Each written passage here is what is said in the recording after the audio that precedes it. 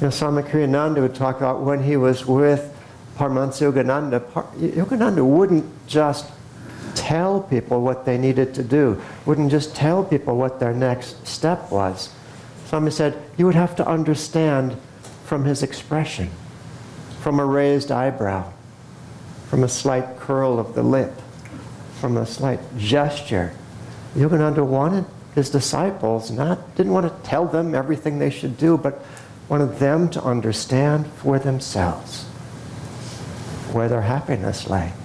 I've been reading recently about the life of one of Yogananda's foremost disciples, Durga Mata, and she also would talk about this, how Yogananda would train his disciples to not go to him in the outward way, but rather by attuning their minds, attuning themselves to Yogananda's consciousness, they could hear their own intuition.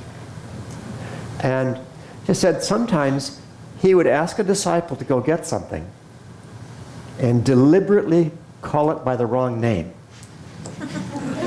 Deliberately call it by the wrong name, so that if you're just thinking outwardly, you think, what?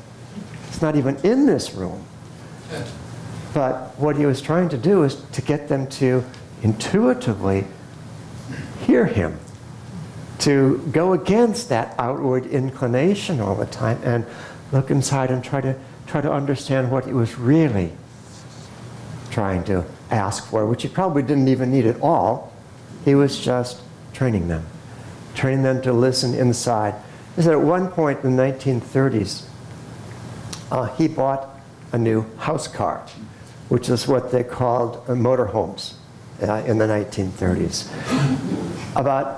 After a time, he learned that the chassis, the underpinnings, and the motor of this house car weren't so great, and that he needed to do a hybrid house car. So he bought the chassis and motor of another one, and he was going to put the top of the first one onto the bottom of the second one, and that was going to be his new house car.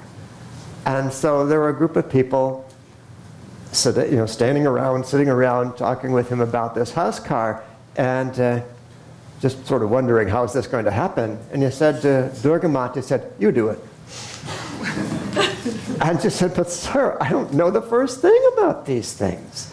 She'd certainly not been trained as a mechanic or as really as anything else, but a disciple. And he said, I'll help you.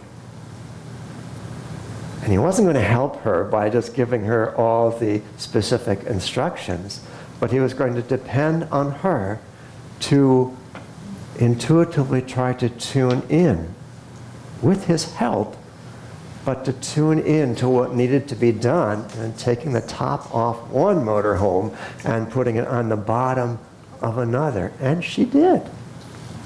Covered in grease from head to toe, day after day, she did it with the help of another disciple. But she was the lead energy in doing it, because she was a very in tune disciple and really was able to understand how he would help her.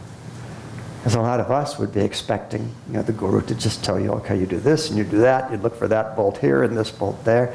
No, she had to tune in and really feel